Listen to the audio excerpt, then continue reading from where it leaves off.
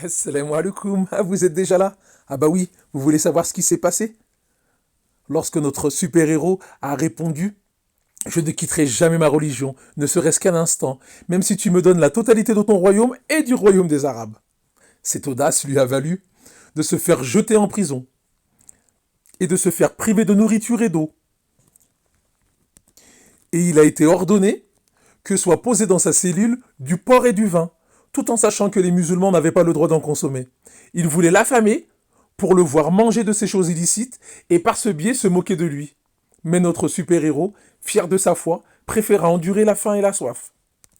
Pourtant, les enfants, vous savez, lorsque l'on en est contraint, nous sommes autorisés à consommer l'illicite. Vraiment lorsque l'on est contraint.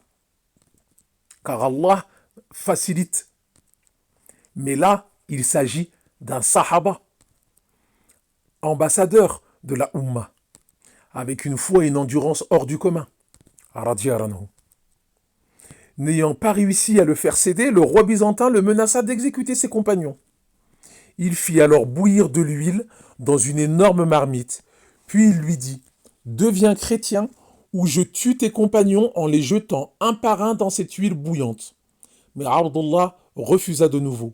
Le roi ordonna alors qu'on jette un de ses compagnons dans la marmite.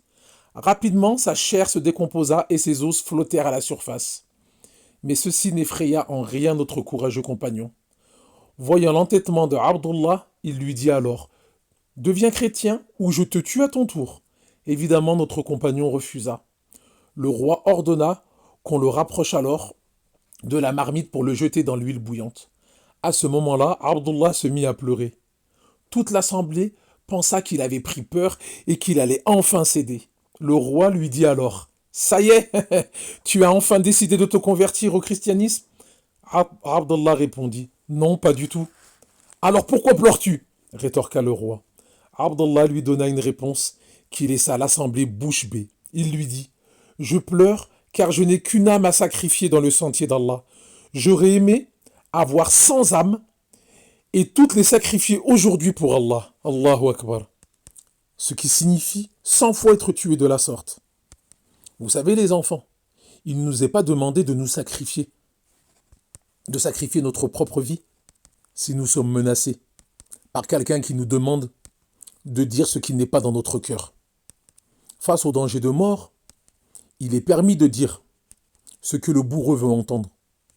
À partir du moment que dans notre cœur, nous répétons La ilaha illallah wa Muhammadan Rasulullah.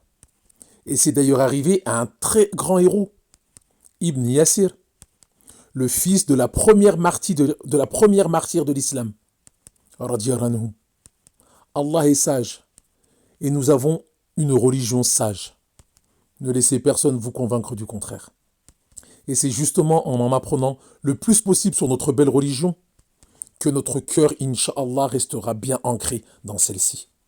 Pour revenir à notre super-héros, qui a laissé bouche bée toute l'assemblée, à ce moment-là, le roi a compris qu'il n'y avait rien à faire et il se mit à réfléchir un instant, puis il dit: Embrasse-moi le front et je te libérerai. Abdallah lui demanda: Ainsi que tous les musulmans que tu as emprisonnés? Subhanallah. Et le roi lui a répondu: Ainsi que tous les musulmans emprisonnés. Abdallah lui embrassa alors le front et fut libéré ainsi que ses compagnons. De retour à Médine, il informa le calife Omar ibn al-Khattab de ce qui s'était produit. Ce dernier fut très fier de l'attitude d'Abdallah. Il lui embrassa le front et demanda aux musulmans présents d'en faire autant. Abdallah ibn Hudafa demeura au service de l'islam jusqu'à sa mort. Il mourut en Égypte en l'an 33 de l'Hégire, durant le califat de Uthman ibn Affan. Radiyallahu anhu. Alors elles sont pas merveilleuses les histoires de nos super-héros? Leur super-pouvoir était leur foi. Radiyallahu anhu.